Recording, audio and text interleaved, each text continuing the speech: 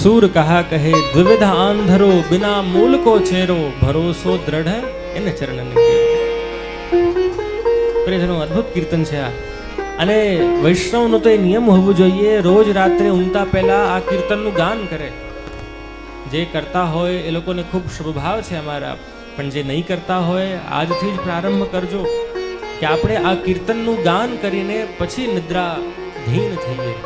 અતઃ પ્રિયજનો, ગુરુમાં શ્રદ્ધા, ગુરુના વચનોમાં આસ્થા એ ભક્તિ માર્ગમાં ખૂબ જ આવશ્યક છે. આત્મદેવે હઠ કર્યું કે મને પુત્ર જોઈએ છે.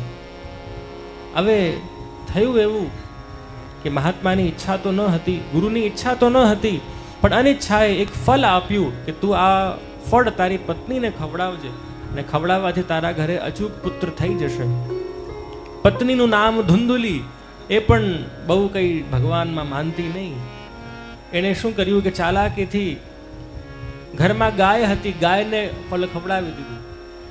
અને એની એક બેન હતી કે જે પણ નાસ્તિક હતી, અને એ બેનના ઘરે પણ શુભ સમાચાર આવવાના હતા. તો બેનના પુત્રને પોતે રાખી લીધા અને આ ગાયને જે ફળ ખવડાવ્યું, અને એ બાળક થયું માનવ આકારનું, પણ એના કાન હતા ગાયના આકારના, અને એટલા માટે નામ પડ્યું ગૌકર્ણ. માનવ આકાર પણ કર્ણ ગાય જેવા, એટલા માટે નામ પડ્યું ગૌકર્ણ. અને આ તરફ જે આમના બેનના દીકરાને ગોદ લીધા એ અધર્મી હતો, એ દુષ્ટ હતો, અને એટલા માટે ખરાબ સંગતમાં આવીને નામ પડ્યું ધુંધુકારી. અને જ્યારે પોતાના પિતા આત્મદેવની સમસ્ત સંપત્તિઓ નાસ્તિક લોકો પાછળ વ્યય કર્યું, એને પિતા આ જોઈને બહુ દુઃખિત થયા કે જો એટલા વર્ષે એક તો પુત્ર થયું, અને એ પણ થયું તો કેવું થયું. અને આ તરફ જે ધુંધુકારી હતા, રાત્રે અમુક આનું જે સંઘ હતું લંપટ સ્ત્રીઓનું, એ લોકોએ આને રાત્રિમાં આમને મારી નાખ્યા. અને આ રીતે ધુંધુકારી મરી ગયા. અને કારણ કે અધર્મીઓથી મર્યા એટલા માટે પ્રેત યોની પ્રાપ્ત થઈ, પ્રેત બનીને બધે ફરી રહ્યા છે.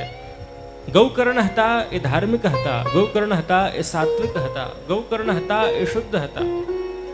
અને આ વાત એ પોતે પણ જાણતા હતા, ધુંધુકારી પણ જાણતા હતા. પ્રેત યોની મળી, પ્રેત યોની મળતા જ હવે તો મનમાં એક જ ભાવ કે હું કઈ રીતે આ યોનિથી મુક્ત થાઉં. અને એવામાં એક દિવસ રાત્રે સુતા ગોકર્ણને જોયા અને પ્રેત બનીને એમને જગાડ્યા કે આપ કંઈક કૃપા કરો. ગોકર્ણે ગામમાં ભાગવત કથાનું આયોજન કર્યું, અને ભાગવત કથાના માધ્યમથી એક બાંસમાં પ્રવિષ્ટ થઈને ધુંધુકારીએ 7 દિવસો સુધી ભાગવત કથાનું શ્રવણ કર્યું છે. બાંસમાં 7 ગાંઠ હતી, એક દિવસના અંતે એક ગાંઠ ખુલતી ગઈ, એક ગાંઠ ફૂટતી ગઈ. અને આ રીતે 7 દિવસમાં જે પ્રેત યોનિમાં ધુંધુકારી હતા એમની મુક્તિ ગૌકર્ણના માધ્યમથી થતી ભાગવત કથા દ્વારા થઈ છે. તો એકવાર શ્રદ્ધાથી બોલીએ શ્રી ભાગવત ભગવાન કે જય.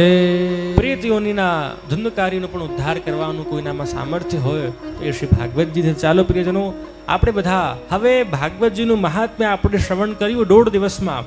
હવે આપણે બધા ભાગવતજીમાં પ્રવેશ કરીએ.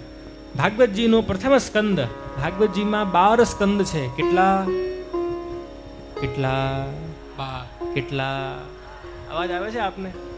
મને તો નથી આવતી અવાજ. કેટલા છે ભાઈ સ્કંદ? હા, આમ કંઈક બોલો તો સમજ પડે. તો 12 સ્કંદ શ્રીમદ ભાગવતજીમાં એનું વર્ણન કરવામાં આવ્યું છે. 18,000 શ્લોકો શ્રીમદ ભાગવતજીમાં છે. આપણે બધા શ્રીમદ ભાગવતજીના પ્રથમ શ્લોક પર પ્રકાશ પાડીએ. અહીંયાથી હું શ્લોકનો ઉચ્ચારણ કરીશ. આપ બધાથી જો બોલાય તો ચોક્કસ મારી પાછળ બોલજો, બાકી ધ્યાનથી શ્રવણ કરજો.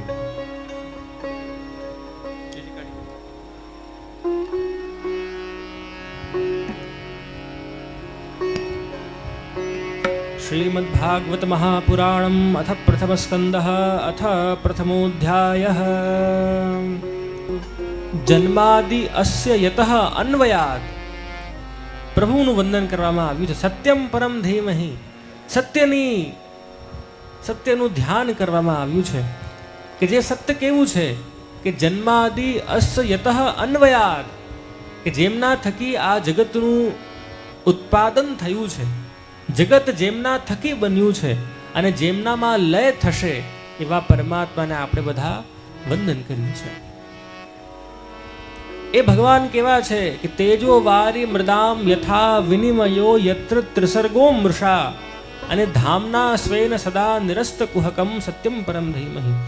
પ્રભુ એવા છે કે જે અર્થેષુ અભિજ્ઞ સ્વરાટ, જે બધા જ પુરુષાર્થોને જાણનારા છે પણ સ્વરાટ છે. આ એક બહુ સમજવા જેવી વસ્તુ છે પ્રિયજનો, કે ભગવાનથી કોઈ પણ વિષય અલિપ્ત નથી, પણ ભગવાન કોઈનામાં લિપ્ત નથી. ફરી કહીશ, ભગવાનથી કોઈ પણ વિષય અલિપ્ત નથી, પણ ભગવાન કોઈ વિષયમાં લિપ્ત નથી. અર્થેષુ અભિજ્ઞ, ભગવાન બધા જ અર્થોને જાણનારા છે પણ સ્વરાટ, સ્વયં પ્રકાશમાન છે. ભગવાનને આનંદિત કરવા બીજી કોઈ વસ્તુની આવશ્યકતા નથી. જેમ સૂર્ય છે એનામાં સ્વયંનો પ્રકાશ છે, એને બીજા કોઈ પ્રકાશિત નથી કરતા વૈજ્ઞાનિક રીતે. આપણામાં અને ભગવાનમાં શું ફરક કે આપણે સ્વયં પ્રકાશિત નથી, આપણે સ્વતઃ આનંદમાં નથી. સરસ પાઉંભાજી ખાધી તો 2 કલાક આનંદમાં રહ્યા, ફરી દુઃખી થઈ ગયા. આપણામાં અને ભગવાનમાં શું ફરક છે? સરસ ક્યાંક યુરોપ ફરવા ગયા, 10 દિવસ આનંદમાં રહ્યા, અહીં આવીને કાંદીવલી આવીને ફરી દુઃખી થઈ ગયા. સરસ રસગુલ્લો ખાધો, અડધો કલાક આનંદમાં રહ્યા, ફરી જહાં થે વહાં આ ગए. આપણા બધાની ડિફોલ્ટ સ્થિતિ દુઃખી છે, પણ ભગવાનની ડિફોલ્ટ સ્થિતિ સુખી છે. અર્થેષુ અભિજ્ઞ સ્વરાટ, ભગવાન બધા જ વિષયોને જાણે છે પણ વિષયમાં ક્યારે રમતા નથી. એક વ્યક્તિએ પૂછ્યું મને કે જે ભગવદ્ ગીતાનો અને કૃષ્ણના જીવનનો સૌથી મોટો લેસન કયો? મેં કહ્યું, involvement without attachment is the biggest lesson of Gita and Krishna. Involve થવું પણ અટેચ ન થવું બહુ અઘરી વસ્તુ છે, મને ખબર છે, અને અમે પણ નથી કરી શકતા. કે વસ્તુ કર્મ કરવા, જો ભગવાને મહાભારતમાં બધું કર્યું, રાજનીતિ કરી, પાંડવોને બચાવ્યા, ધર્મ કર્યું, બધું જ કર્યું, યુદ્ધ પણ કર્યું, એટલું મહાભયંકર યુદ્ધ કર્યું, પણ ક્યારે પણ પોતાના મુખની મુસ્કાન કુરબાન કર્યા વગર. ભગવાન હંમેશા આનંદમાં છે. પ્રભુને બીજી કોઈ બહારની વસ્તુ આનંદિત નથી કરતી. ભગવાન હંમેશા સ્વતઃ સ્વરાટ છે. અર્થેષુ અભિજ્ઞ સ્વરાટ, જે પોતે આનંદમાં છે. જો આપણે પણ એવા બની જઈએ ને તો જીવન ધન્ય થઈ જાય, પણ આપણાથી એવું બનાતું નથી.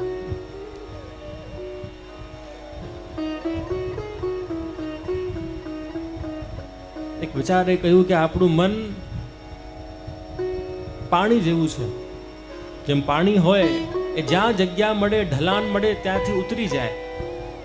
પાણીનો સ્વભાવ હોય કે હંમેશા જે સ્થાન પર હોય ત્યાંથી નીચી જાય, અને અગ્નિનો સ્વભાવ હોય કે જે સ્થાન પર હોય ત્યાંથી હંમેશા ઊંચી જાય. પાણી હોય ને અહીંયા રાખો તો અહીંયા ઢળી જશે, પણ અગ્નિ હોય તમે મીણબત્તી જલાવો, સીધી રાખો તો પણ ઉપર જાય, આડી કરો તો પણ ઉપર જાય, ટેડી કરો તો પણ ઉપર જાય. આપણા બધાનું મન પાણી જેવું છે કે જ્યાં મળ્યું દુઃખી થવાનો મોકો તુરંત દુઃખી થઈ ગયા. પણ ભગવાનમાં ને આપણામાં એ જ ફરક છે કે ભગવાન સ્વરાટ છે. અર્થેષુ અભિજ્ઞ અને સ્વરાટ. આગળના શ્લોકમાં કહી રહ્યા છે, ધર્મ પ્રૌજ્યત કૈતવોત્ર પરમો, ધર્મ પ્રૌજ્યત કૈતવોત્ર પરમો, નિર્મત્સરાણામ સતામ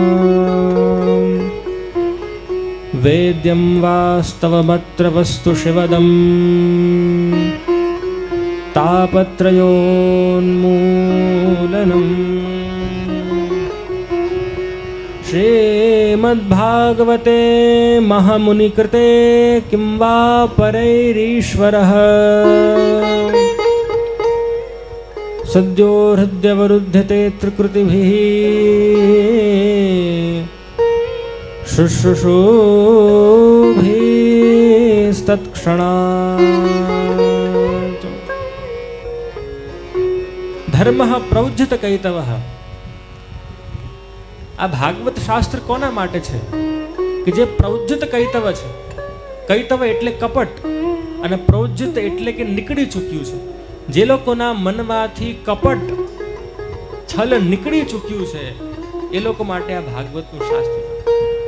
એટલે કે જે લોકો સીધા છે સ્વભાવથી એ લોકો માટે આ ભાગવતનું શાસ્ત્ર છે.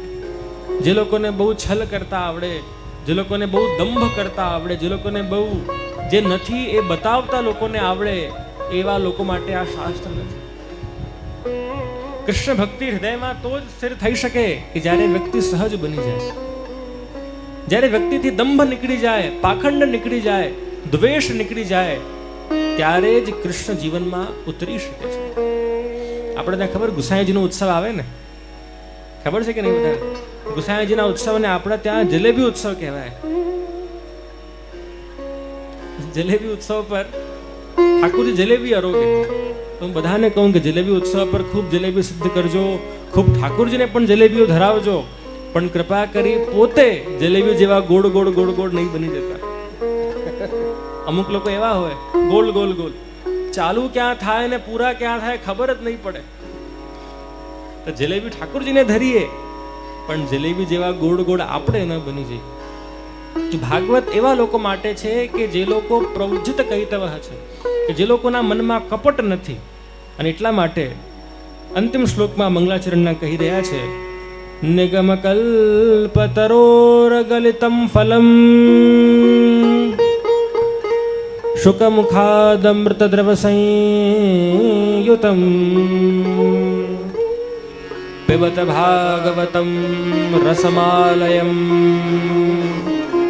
મુહુરહો રસિકાઃ ભુવિ ભાવુકાઃ. અદ્ભુત શ્લોક છે. નિગમ કલ્પતરોઃ અગલિતમ ફલમ.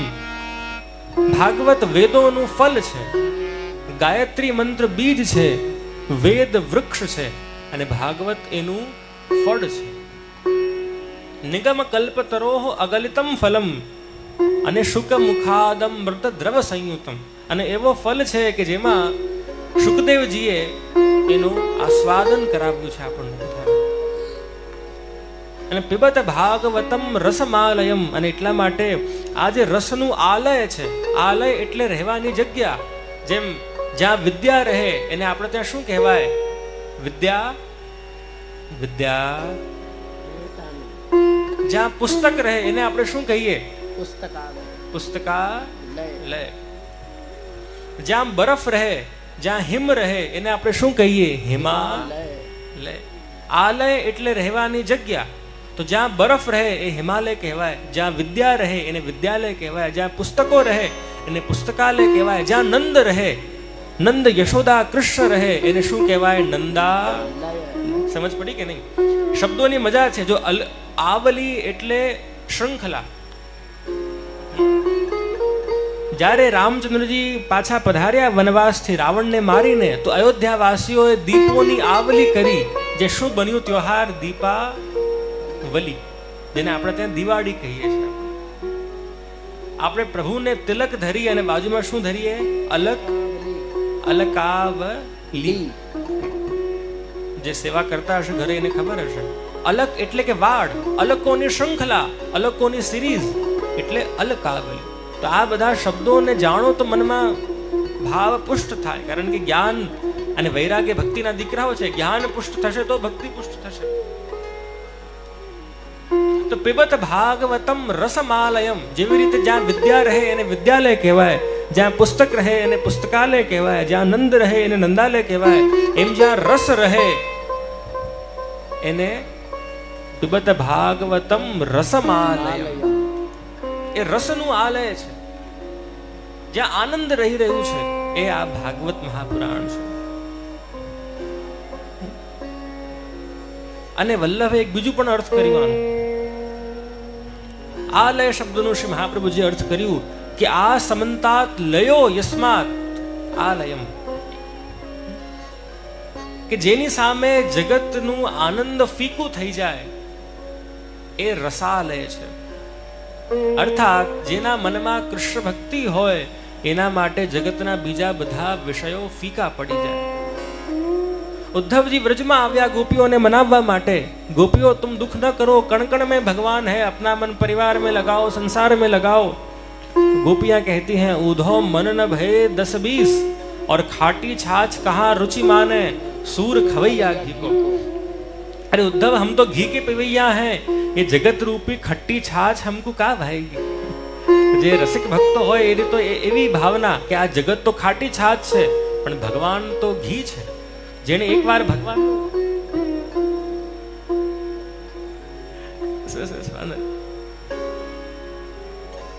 જેને એકવાર ભગવાનનો આનંદ ચાખ્યું એના માટે આ જગતનો આનંદ શું કામ કરી શકે. એટલા માટે એક ભક્તે બહુ સરસ વાત કરી कि नशा नशा लोग करते हैं, वह नशा भी क्या जो रात को किया और दिन में तो उतर भी जाए. नशा नशा लोग करते हैं, वह नशा भी क्या जो रात को किया और दिन में तो उतर भी जाए. नशा करना ही है तो मेरे गोवर्धन धर का करो, एक बार करोगे तो जिंदगी भर नहीं उतरेगा. प्रभुનો નશો કેવો છે કે એક વાર કરો તો જીવન ભર નહીં ઉતરે. कोई मरे किसी की चाल पर, कोई मरे किसी की खाल पर. जगत में બધા कोई कोईना भगत होय.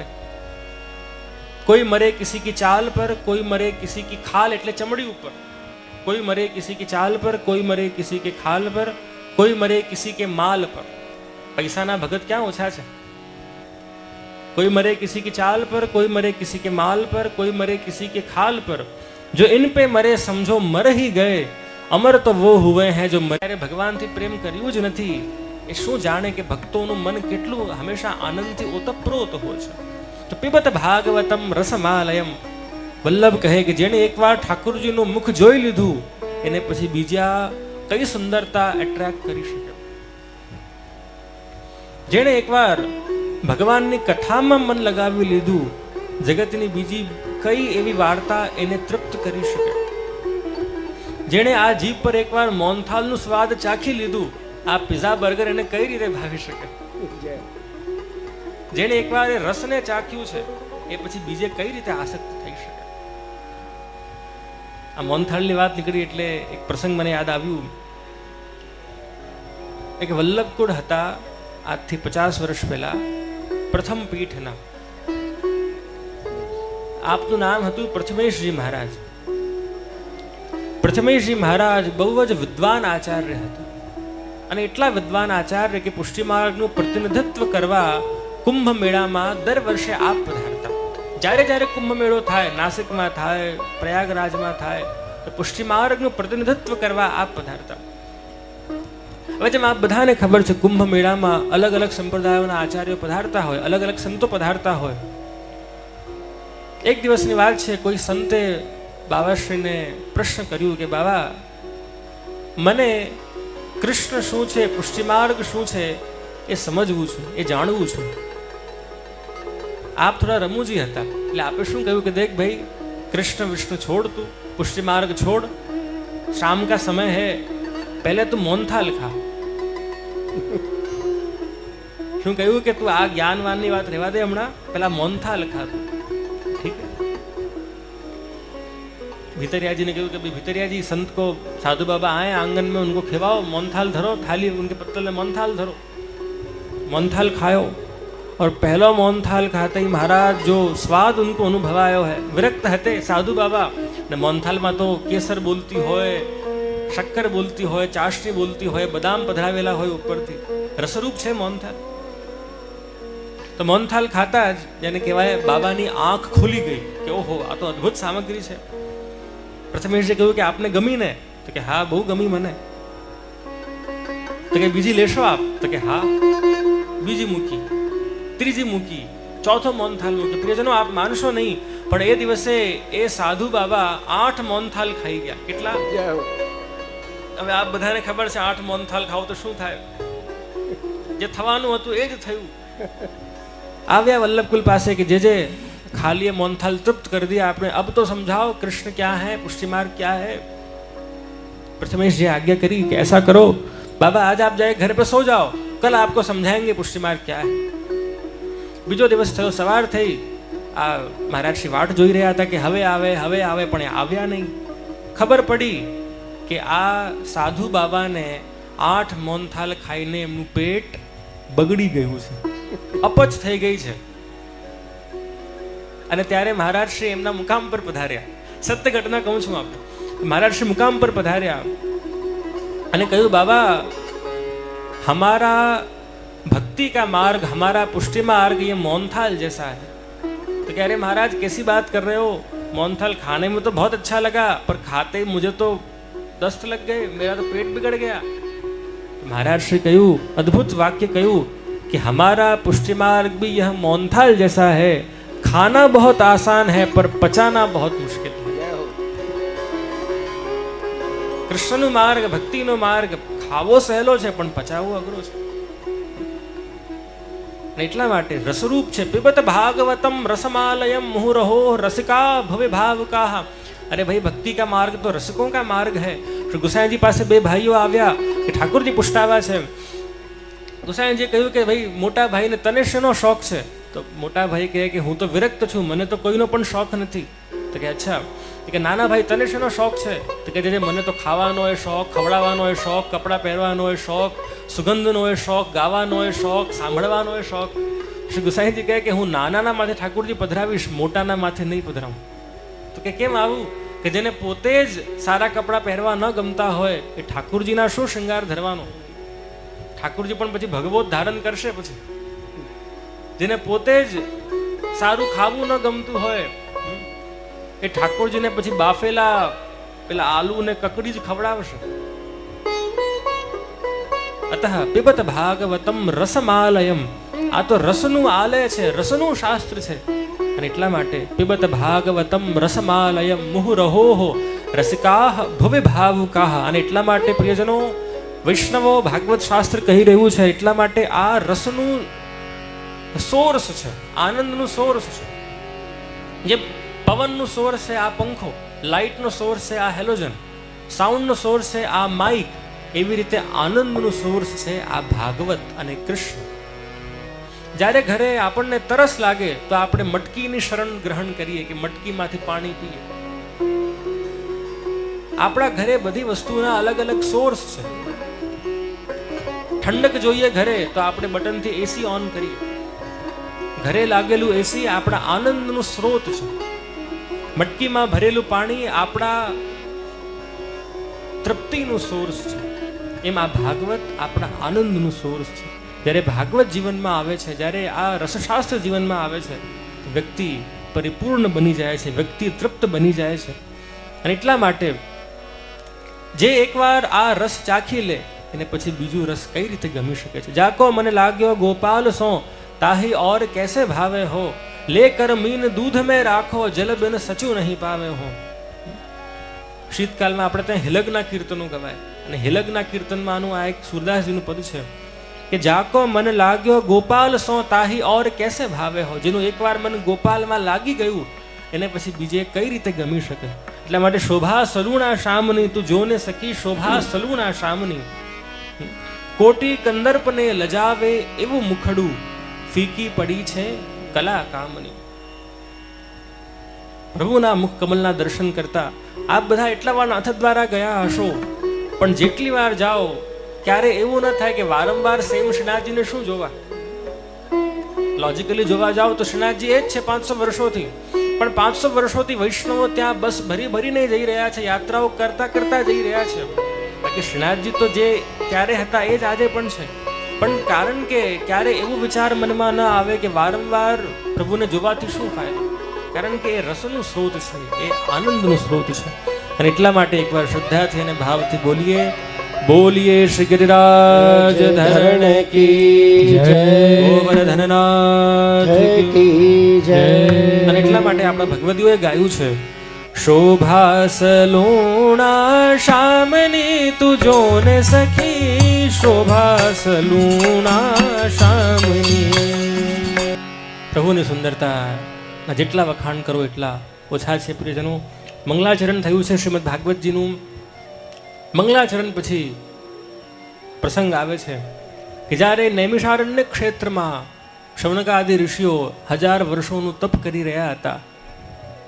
નૈમિષે નિમિક્ષ ક્ષેત્રે ઋષયઃ શૌનકાદયઃ સત્રમ સ્વર્ગાય લોકાય સહસ્ત્ર સમમાજીને કર્યા છે. એમાંથી પ્રથમ પ્રશ્ન એ હતું, પુંસામેકાંતત શ્રેયઃ કસ્માત. હે સૂતજી, આપ વિદ્વાન છો, આપ અમને કૃપા કરીને એ જણાવો કે આ માનવ દેહનું પરમ કલ્યાણ શેમાં છે? પુંસામ એકાંતત શ્રેયઃ કસ્માત. અમે એવું શું કરીએ કે જેનાથી અમારું જીવન સાર્થક થાય? અમે એવું શું કરીએ કે જેનાથી અમને કલ્યાણ પ્રાપ્ત થાય? પ્રથમ પ્રશ્નનો ઉત્તર આપતા સૂતજી કહી રહ્યા છે કે ભગવાનમાં પ્રેમ થઈ જવું એ જ આ માનવ દેહની પરમ સાર્થકતાની નિશાની છે. શું? ભગવાનમાં પ્રેમ થઈ જવું એ જ આ માનવ જન્મની પરમ સાર્થકતા છે. જ્યારે આંખમાંથી ભગવાન માટે અશ્રુઓ આવે, સમજવું કે જીવન સાર્થક થયું છે. જ્યારે કાન કથા સાંભળવા તત્પર થાય, કથા સાંભળવા ઉત્સુક થાય, તો સમજવું કે ધીરે ધીરે માનવ કલ્યાણ તરફ આપણે જઈ રહ્યા છે. જ્યારે પ્રસાદ ખાવાની ઈચ્છા થાય જીવને, તો સમજી જવું કે હવે આ જીવ સાર્થકતા તરફ જઈ રહી છે. તો પુંસામ એકાંતત શ્રેયઃ કસ્માત, કે માનવ જીવનનું પરમ શ્રેય શેમાં છે, માનવ જીવનનું પરમ કલ્યાણ શેમાં છે? તો કહ્યું, ભગવાનની ભક્તિ કરવામાં, ભગવાનથી પ્રેમ કરવામાં જ આ માનવ જીવનની પરમ સાર્થકતા છે. બીજો પ્રશ્ન કર્યો કે શાસ્ત્ર સારમ સમુદ્ધૃત્ય બ્રૂહિ. હે ગુરુવર, શાસ્ત્રોનો શું સાર છે? એટલા બધા પુરાણો, એટલા બધા વેદો, એટલા બધા ઉપનિષદો, આ બધાનું શું સાર છે? સૂતજીએ ફરી કહ્યું, શ્રી શ્રી કૃષ્ણ ઇતિ શ્રુતિ સારમ. આ બધા જ શાસ્ત્રોનો કોઈ સાર હોય તો એકમાત્ર ભગવાન કૃષ્ણ આ બધા શાસ્ત્રોના સાર છે. ત્રીજો પ્રશ્ન કર્યો કે પ્રભુ, જો પરબ્રહ્મ ભગવાન વૈકુંઠવાસી હોય તો એને એવા કયા કારણો થયા કે જેને ધરતી પર માનવ રૂપ ધારણ કરીને આવવું પડ્યું? પ્રશ્ન લોજિકલ છે કે ભગવાન તો પરબ્રહ્મ છે, એવા શું કારણો થયા કે ભગવાનને માનવ દેહ ધારણ કરીને વ્રજમાં વાસ કરવું પડ્યું અને ગાયો ચરાવવી પડી? એકવાર અકબર અને બિરબલનો પણ પ્રસંગ છે ને. એકવાર અકબરે પ્રશ્ન કર્યો બિરબલને कि बिरबल, मैंने तुम्हारे भारतीय शास्त्र सब पढ़े, पर एक बात समझ में नहीं आती है कि तुम हिंदू बार बार कहते हो कि हमारे भगवान राम रूप में पधारे, हमारे भगवान कृष्ण रूप में पधारे, हमारे भगवान नरसिंह रूप में पधारे. क्या तुम्हारे भगवान के पास इतनी भी शक्ति नहीं कि वो किसी और को भेज के अपना काम करवा लें? हमारे देखो ईसाई धर्म में, हमारे देखो मुस्लिम धर्म में कब भगवान खुद धरती पे नहीं आए, उन्होंने अपने पैगंबर को भेजा और पैगंबर को भेज के काम कराया. खबर છે કે નહીં આ બધાને આ વાત? पैगंबर આવ્યા અને पैगंबरे કામ કર્યું. ક્રિશ્ચિયાનિટીમાં ભગવાન પોતે ના આવ્યા, પણ ભગવાનના બાળક ક્રાઇસ્ટ બનીને આવ્યા અને લોકોનું કલ્યાણ કર્યું.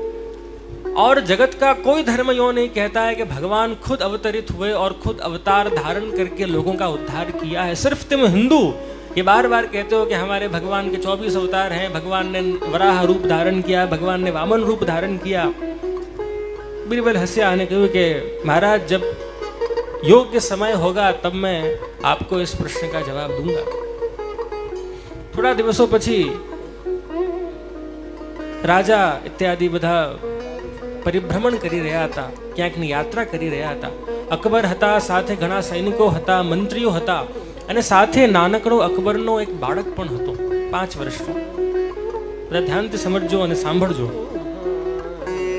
અકબર સાથે એનો નાનકડો બાળક પણ હતો. બિરબલે બાજુમાં એક તળાવ જોયું અને એટલા માટે શું કર્યું, એક વિચિત્ર કાર્ય બિરબલે કર્યું કે અકબરની બાજુમાં જાય એના બાળક ચાલી રહ્યા હતા, રાજ્યના યુવરાજ ચાલી રહ્યા હતા, એને ગોદીમાં ઉઠાવીને તળાવમાં નાખી આવે. શું કર્યું બિરબલે? અકબરના બાળકને તળાવમાં નાખી આવે, રાજાના બાળકને, અકબરના બાળકને. અને હવે તો મહારાજ અકબરની સટકી, એ તો પહેરેલા હતા જામા, શૃંગાર, ફેંટો બાંધેલો હતો, કલગી માથે હતી. અકબર દોડ્યા અને દોડીને પેલા બાળકને પહેલા તો બહાર કાઢ્યા અને આવીને બિરબલને એવું કહેવાય કે એક તમાચો લગાડ્યો. अरे बीरबल, तेरे में अक्ल नहीं है, तू क्या कर रहा है? तू मेरा ही मंत्री है, तू मेरा प्रधानमंत्री है, तू मेरे ही राज्य का व्यक्ति है और तू मेरे ही सामने, मेरे ही सैनिकों के सामने मेरे ही बेटे को तालाब में फेंकी आया. बीरबले કહ્યું, મહારાજ મને માફ કરજો, પણ જે પ્રશ્ન આપે કર્યું હતું થોડા દિવસ પહેલા, આ એનું ઉત્તર છે, આ એનું આન્સર છે.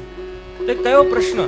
તો કે આપે કહ્યું હતું, पूछू हतु मने कि तुम्हारे हिंदू में भगवान बार बार अवतार लेके धरती पे क्यों आते हैं, किसी को भेज क्यों नहीं देते? अब देखो, जहाँ पर ना जब आपका बेटा पानी में डूब रहा था, आपके पास हजारों सैनिकों थे, हजारों मंत्री थे, खुद मैं प्रधानमंत्री था आपका, पर आपने और किसी का सहारा न लिया. आप दौड़ के खुद गए और खुद जाके बच्चे को बचा के आए हो. इस प्रकार जब हम हिंदू जो भगवान के खुद के हैं, जब हम हिंदू फंसते हैं संसार सागर में, तो भगवान किसी और का आश्रय नहीं करते, खुद पधारते हैं और खुद पधार के हम सभी का उद्धार करते हैं.